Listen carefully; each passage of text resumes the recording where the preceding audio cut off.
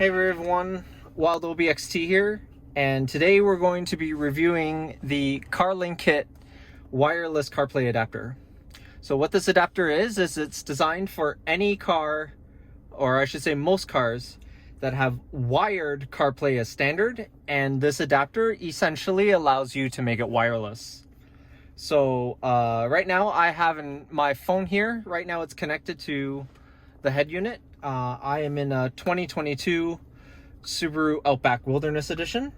Okay, and I'm going to walk you through some of the differences between wired and wireless, and it'll give you an idea of what kind of performance and what kind of features you can see between the two.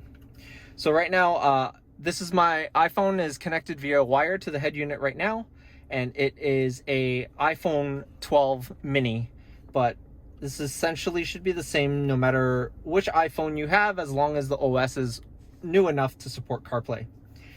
So first we're going to go through the wired features, and I'll point out everything and you can see what the performance is like, and then we'll switch over to the wireless CarPlay adapter and you'll be able to see how it all works and what the performance differences are.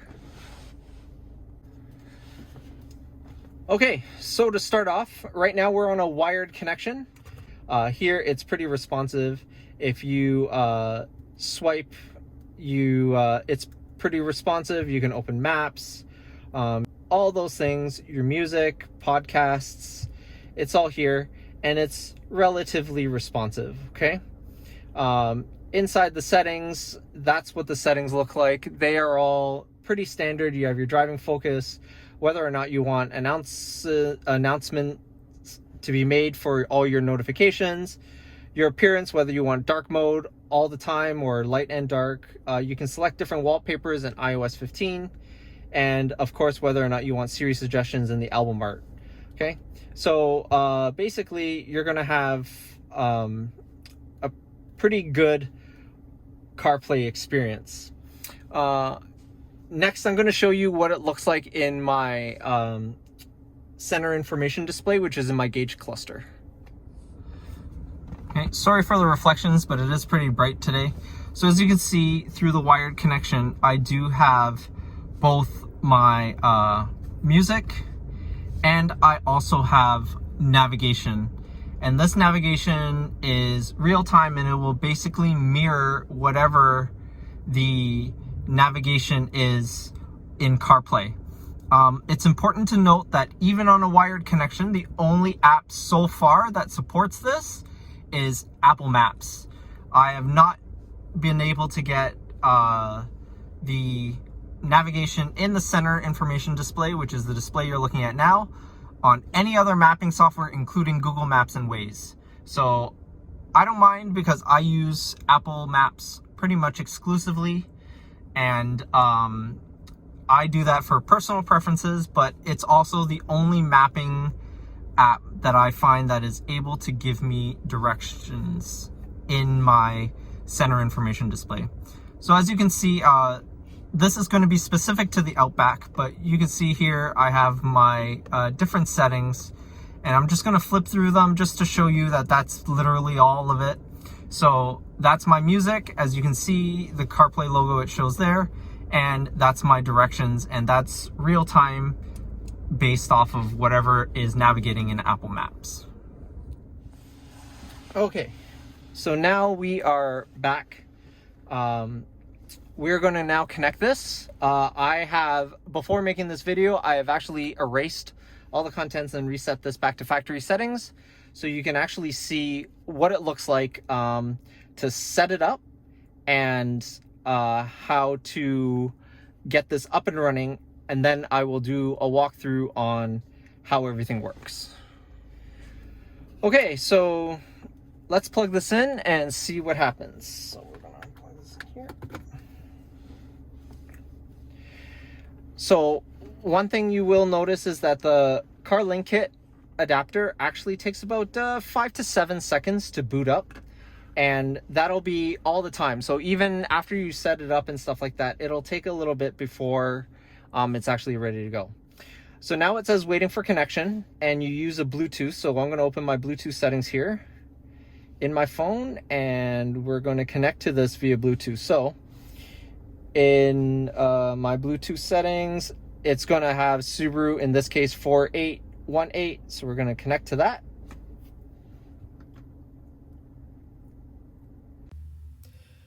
Once the CarLinKit adapter has been paired with your iPhone via Bluetooth, you will get a prompt on your phone asking if you want to use the device with CarPlay.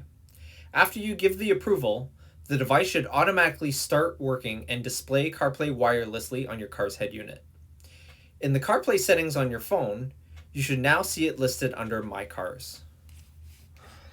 Okay, so now that the CarLinKit is set up, right now my car is off. So I'm going to show you what it looks like for it to boot up and load into CarPlay. So here we go. We're going to start the car now.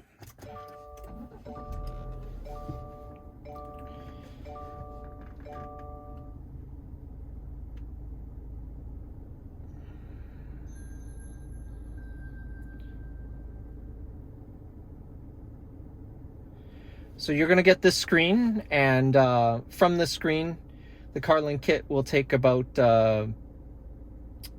maybe an extra 5 to 7 seconds.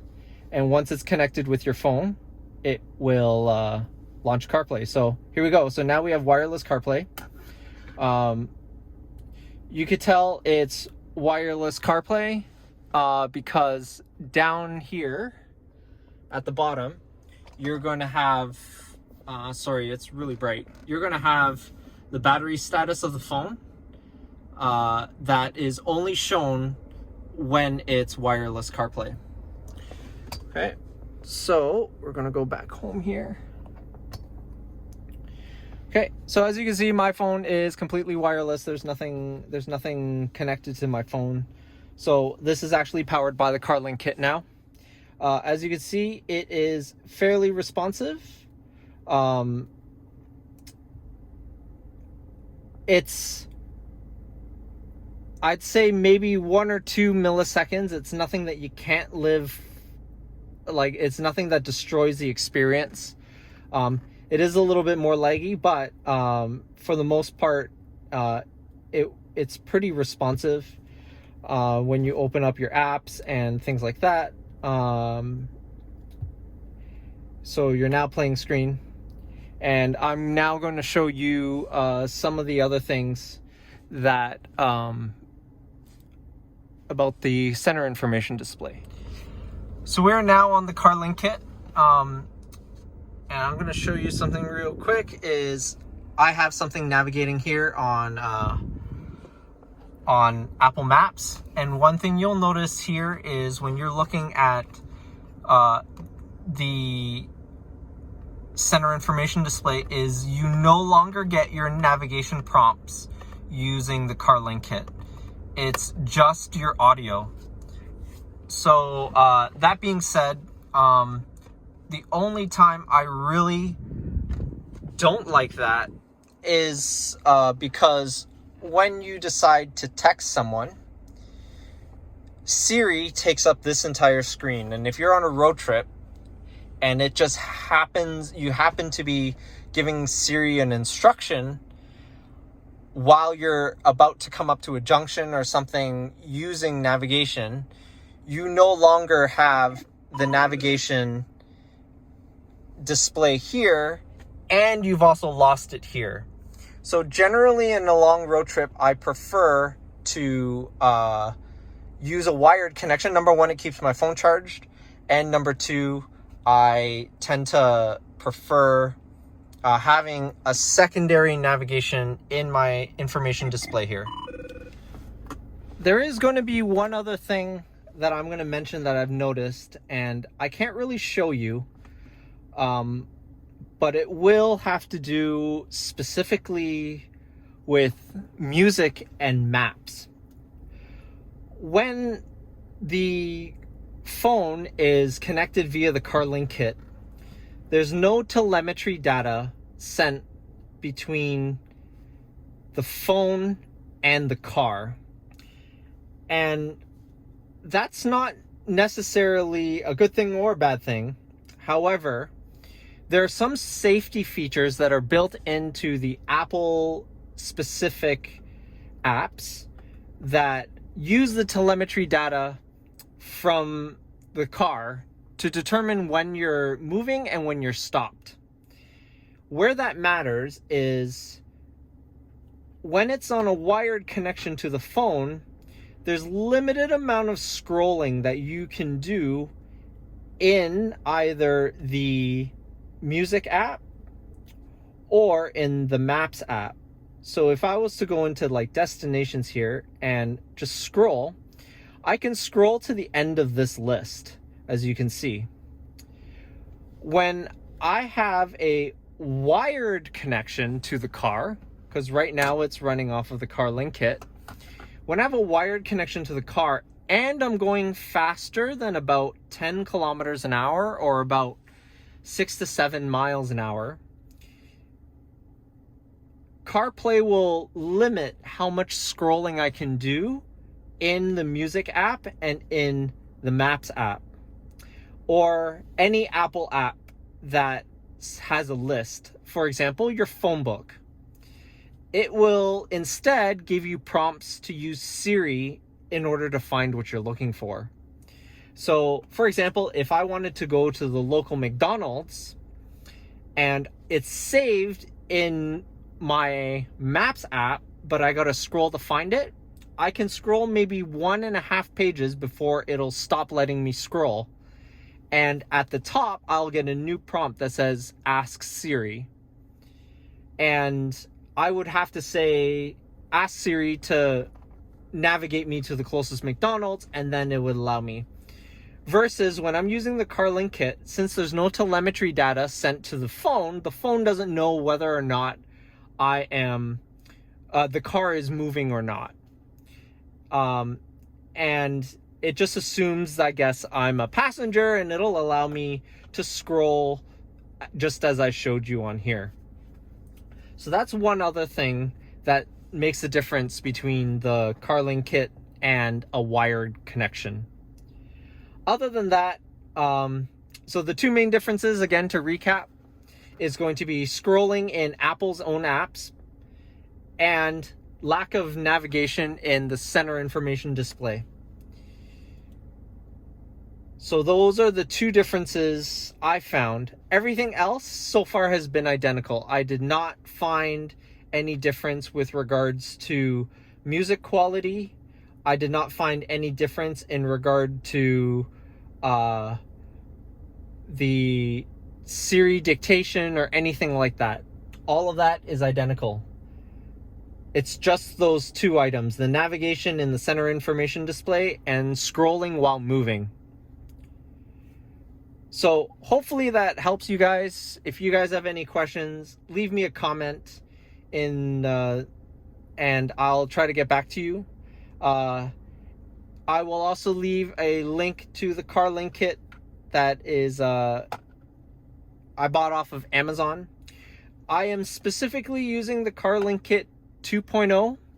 On Amazon, I will link the CarLinKit 3.0. There is no change between the two.